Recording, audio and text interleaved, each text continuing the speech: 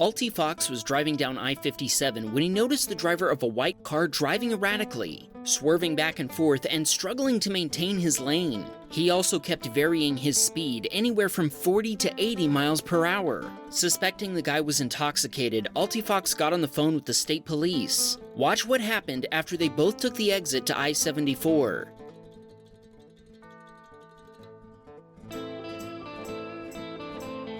After several close calls, the car finally clipped the concrete barrier, rupturing a tire in the impact. The driver finally pulled over, and Alti Fox stopped to try to talk to him. Alti Fox says the guy was obviously drunk, stumbling and mumbling. Alti Fox left and headed back to I-57. By the time he drove past the same spot, the guy was already gone. Alti Fox thinks he'd probably driven away, minus a tire, and he never did hear back from the state police. Stickbit had just finished getting his car washed when he watched a Jeep fly past him, shutting off its lights before blowing through a red light in the dead of night.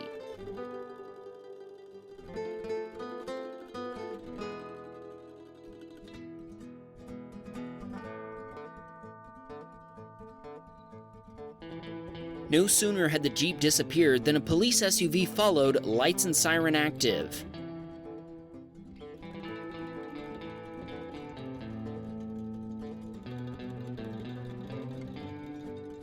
Stickbit has no idea what became of the runner or the cop. He did notice an intersection blocked off by the police later, but he doesn't know if that was related. Joshua was driving through downtown Los Angeles, California, when the driver of a Land Rover swerved into his lane to go around a Prius that had stopped to park on the street.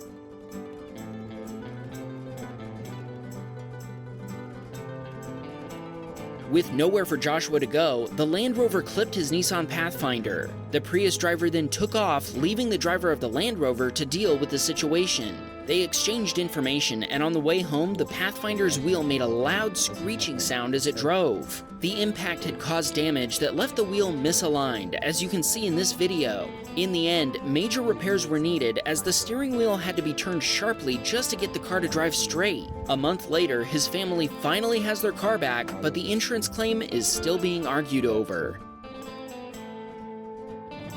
Alex was sitting at a traffic light when he watched another driver slide into the car in front of them as the light changed. The first two vehicles in line stopped without a problem, but the third didn't notice traffic stopping and pushed one car into the next. Oh. Let's see that one again, shall we?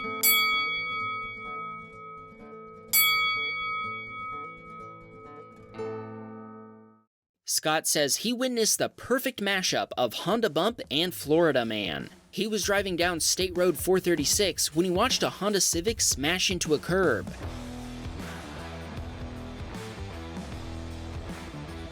Scott followed the Civic into a parking lot and watched two shirtless men pile out and stumble around. He's sure they were intoxicated, so when they asked him for a jack, he told them he didn't have one.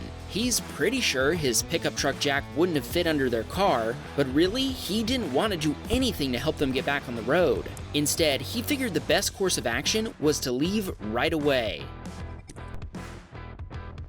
Sergio was proceeding through an intersection and decided to go around the car in front of him, which was going the speed limit in the fast lane. Watch what happened after he merged into the center lane.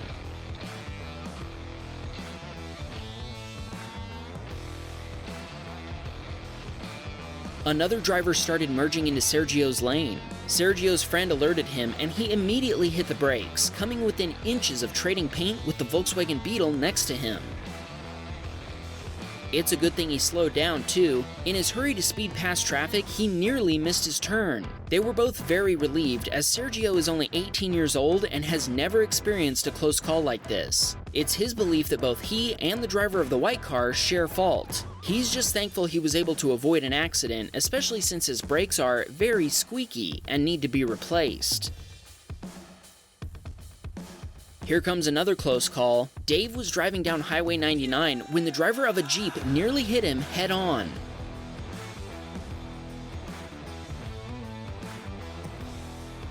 Dave honked and swerved to avoid the Jeep as it came almost completely across the double yellow lines. Fortunately, no collision occurred.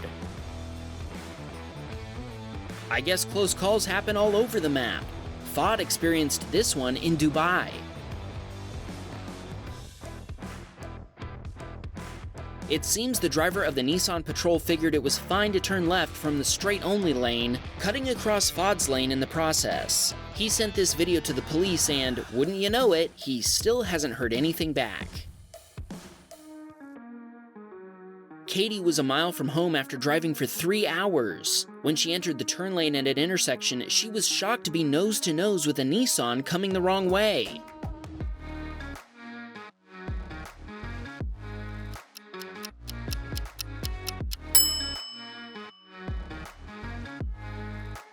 She'd been traveling at about 35 miles per hour and had to slam on the brakes to avoid an accident. She could tell that the driver was embarrassed by the mistake. Later, when she watched the dashcam footage, she noticed the Nissan can be seen driving through the intersection, turning early and ending up on the wrong side of the island.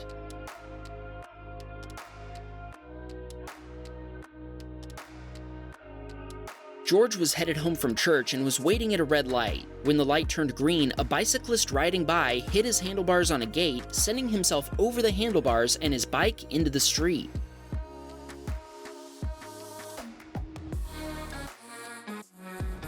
George slammed the brakes to avoid hitting the guy or his bicycle. He couldn't swerve left since there were other cars in the lane next to him. Thankfully, the cyclist was okay, and he gave a thank you wave before George continued. Bendik was headed home from his girlfriend's house. As he emerged from a tunnel, he watched someone enter the roundabout ahead of him a little too fast.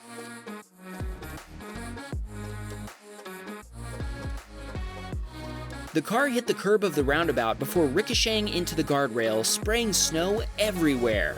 Thankfully, the occupants were okay after the accident.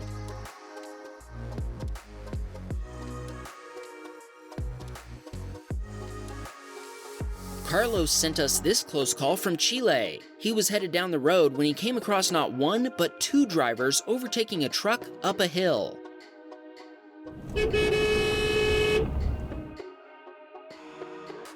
Even though the truck driver had moved over as far as he could, Carlos was barely able to squeeze past the overtakers and avoid a head-on collision.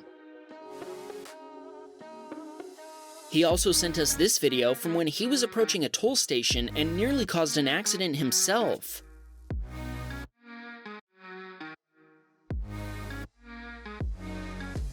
He admits he got distracted and should have been paying better attention, and he's thankful the driver of the other car pulled up a few inches just in time.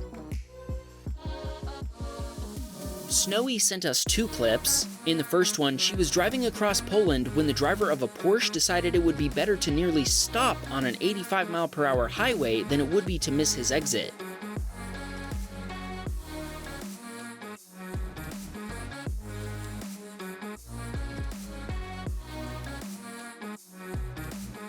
Snowy had to take to the shoulder to avoid getting pinched between the car in front of her and the one behind, which barely stopped in time to avoid rear-ending the Kia Snowy had been following.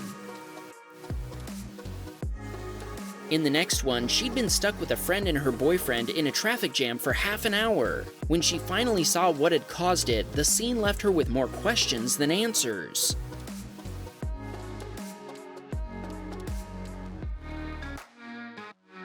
Somehow, an entire boat had ended up in the highway median. She can't figure out how someone managed to lose a whole boat. Post your theory in the comments. Do you have a dashcam video that you want to share with us? Please send the video together with a description of what happened using the link in the description below.